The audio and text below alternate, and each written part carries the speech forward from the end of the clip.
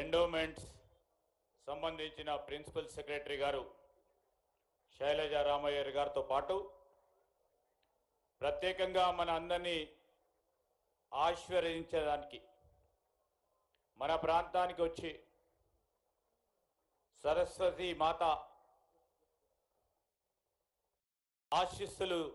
మన పరంగా ఇయ్యాలని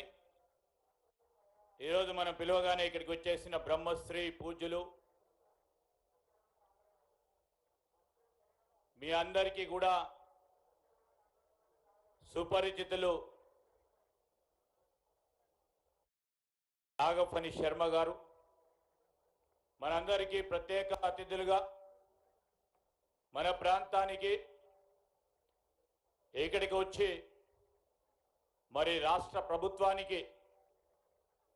ప్రధాన కార్యదర్శిగా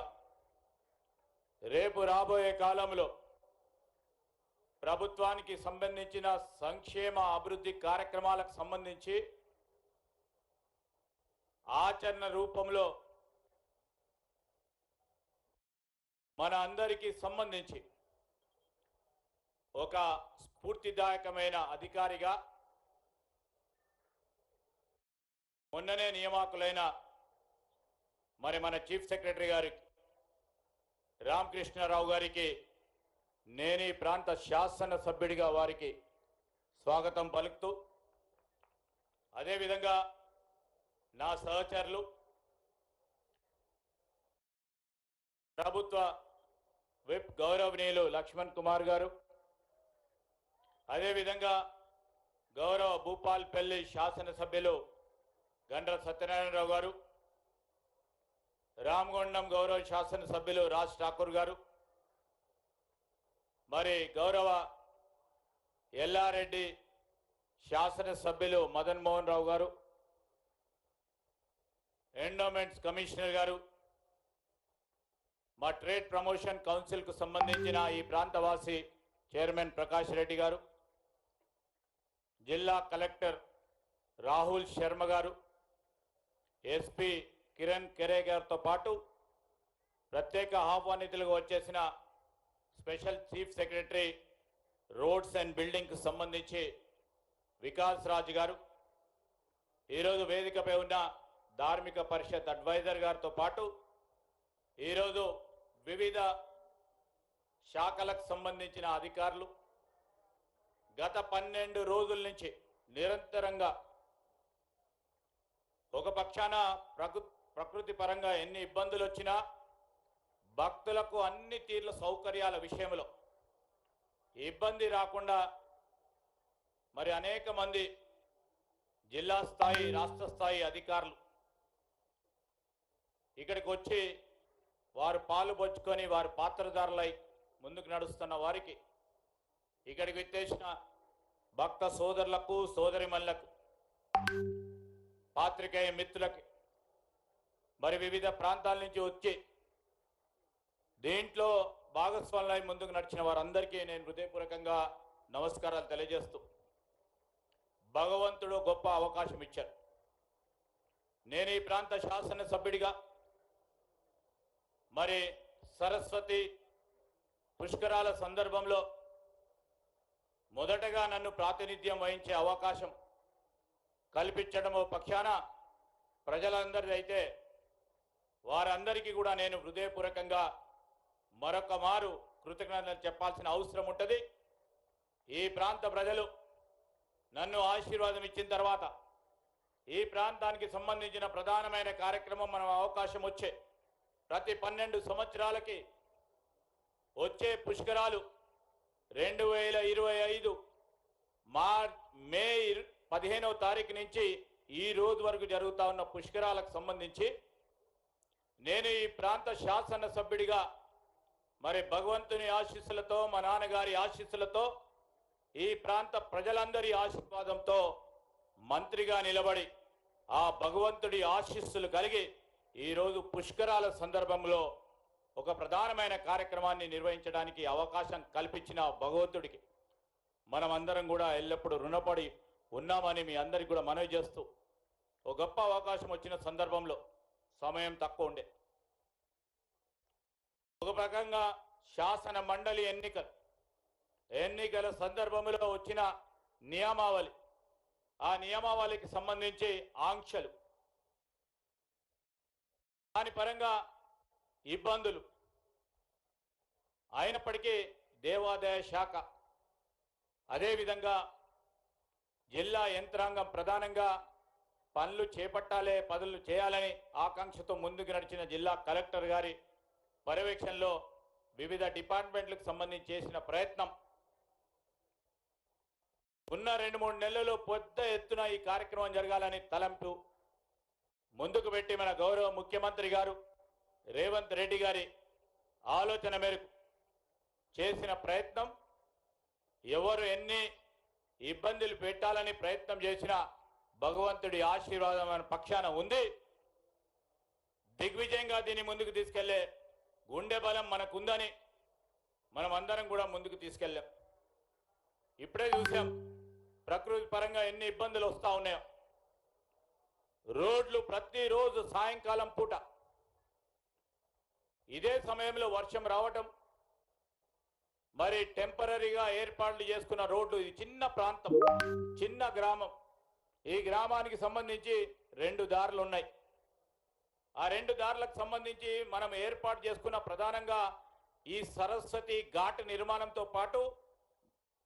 అటు వచ్చే ప్రాణహిత నది, ఇటు నుంచి వచ్చే గోదావరి అంతర్వాహిని అయిన సరస్వతి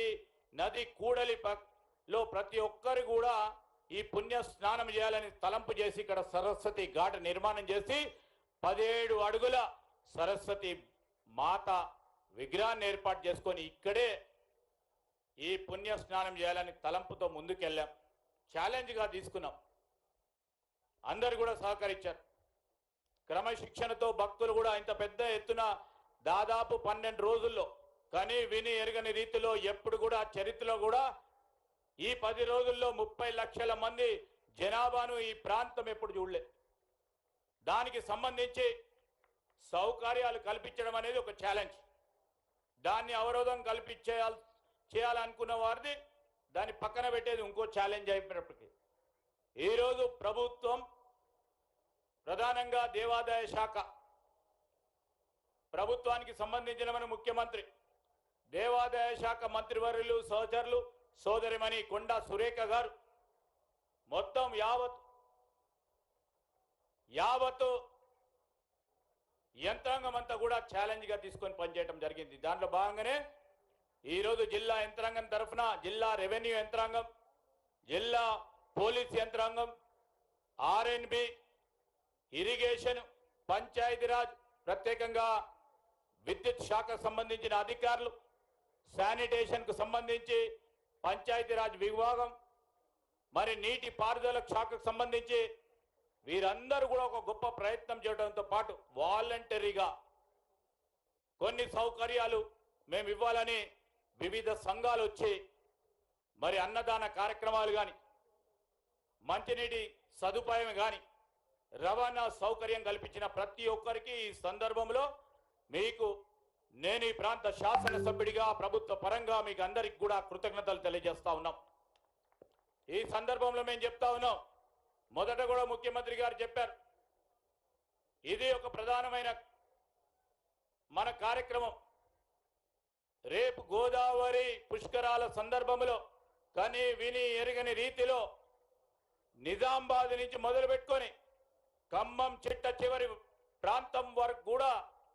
గోదావరి నది ఎక్కడ ప్రవహించి దేవాలయాలు ఉన్న చోట ఒక బృహత్తరమైన కార్యక్రమం 2027లో ఈ ప్రభుత్వం చేతుల మీదుగా పెద్ద ఎత్తున జరపడం, దీంట్లో ఉన్న చిన్న చిన్న లోటుపాట్లను కూడా సవరణ చేసుకొని ముందుకెళ్లే కార్యాచరణ తీసుకునే ప్రయత్నం ఈ ప్రభుత్వం చేస్తుందని ఒక గొప్ప కార్యక్రమం చేయదలుచుకున్నాము. ఇంతకుముందే బ్రహ్మశ్రీ నాగఫణి శర్మ గారు ఆశీర్వాదం కూడా ఇవ్వటం జరిగింది. ఈ సందర్భంలో మళ్ళా వర్షం మొదలైంది, అందరికీ ఆశీర్వాదం ఇవ్వడానికి 2 ప్రధానమైన కార్యక్రమాలు చేపట్టాం. మీరు ముందు చూస్తా ఉన్నవారు ఎప్పుడు ఈ తెలంగాణ రాష్ట్రంలో ఈ కార్యక్రమం చేపట్టలే. మరి మీరు ఇంకో కొద్ది నిమిషాల్లో హారతిని చూడబోతా ఉన్నారు. సరస్వతి నదికి సంబంధించి ఈ త్రివేణి సంగమానికి సంబంధించిన హారతిని మనం ప్రత్యేకంగా దేవాదాయ శాఖకు సంబంధించి వారి ప్రత్యేకమైన సంకల్పనతో కాశీ నుంచి ఈ పండితులను తీసుకొచ్చి ఈ హారతి కార్యక్రమాన్ని మొట్టమొదటిసారి తెలంగాణలో నిర్వహిస్తా ఉన్నాం. మీ అందరి ఆశీర్వాదంతో మీతో పాటు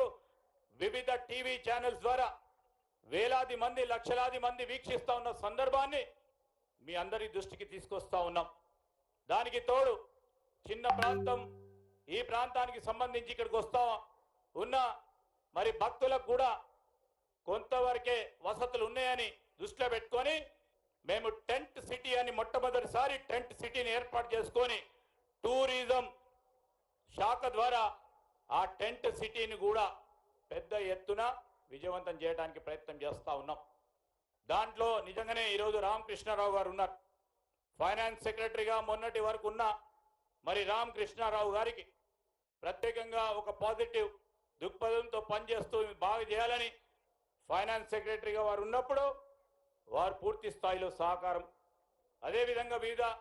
శాఖలకు సంబంధించిన సమన్వయాన్ని వారు అందించడం, వారికి కూడా మరొకసారి కృతజ్ఞతలు తెలియజేస్తూ మరొకసారి మరి సంకల్పాన్ని ముందుకు తీసుకెళ్ళాను. ప్రతి ఒక్కరికి